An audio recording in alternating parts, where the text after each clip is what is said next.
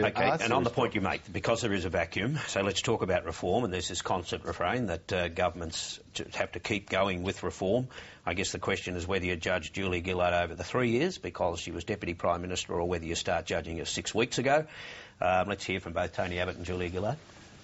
For this Prime Minister, reform seems always a political weapon rather than a means to a stronger economy and a better society. Installing insulation badly, building overpriced school halls, paying more than they're worth for old cars, announcing infrastructure projects that will never happen, or a cable rollout that Australians don't all necessarily need and won't all voluntarily buy is counterfeit reform.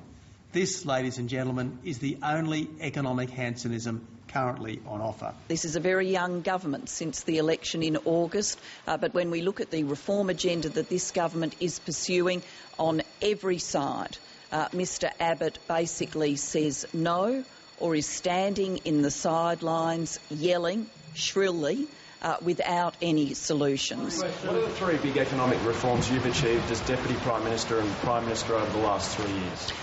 Well, you know, many of them are work in progress. Let me say that. 3 years is a short time frame for reform. George, is that a fair response? The judgment on the Labor government as a reformist government was obviously made at the election, which was they lost their mandate, lost their majority. That 38% primary vote was one of the lowest they've had on record. There's a protest vote to the left of the Labor Party. I disagree with Bob Brown on this. I think that there's a pro-reform protest vote going on. Pro-reform protest vote. Do something. Do something. So on that first 3 years, you'd say this would have to be the worst Labor government, judged on outcome, in Australia's history, because most of the Labor governments that we've elected in the past have hit the ground reforming. So this one on that would get almost a zero. But she knows that, which is why she rolled Kevin Rudd. So the question now is, moving forward, hate the cliche, but the next few weeks is too soon to judge on whether this government is going to be a reformist government. Let's see if they can get their budget landed. Let's see when the Greens have the control of the upper house, whether they can hold the centre and start reforming. I mean, I just don't think you write them off now. At the same time, Julia Gillard is hitting Tony Abbott for not being, for governing by slogans, for just having slogans. She makes up a slogan to criticise him, economic Hansonism. Yep. Now, and I agree with George, she hasn't actually landed her own reforms. Water reform, well, that's not going so well. Tax reform, big problems with the mining tax.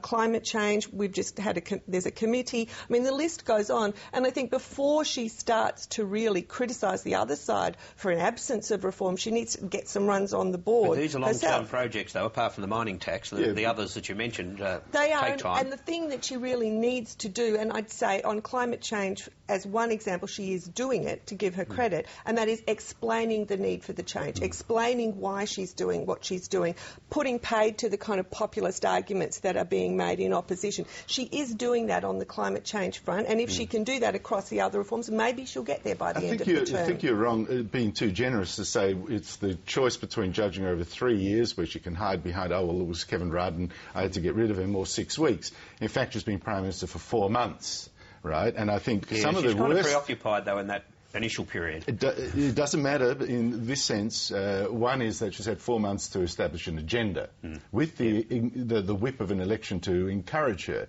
And you have to say that in that time she has, if anything, and this comes as some surprise to me too, been proven to be worse in some regards than Kevin Rudd. And we talk about the cash for clunkers, we talk about the Citizens' Assembly, we talk about the East Timor Detention Centre that never was, and that was floated, within hours of first talking to the wrong person in East Timor. These things are not just not agendas, they're actually extremely... We talk about poor process. This is extremely poor process. A rail line in Sydney that the New South Wales government hadn't budgeted for and wasn't on its plans. I think these are straws in the wind, but they indicate that this government is in real trouble.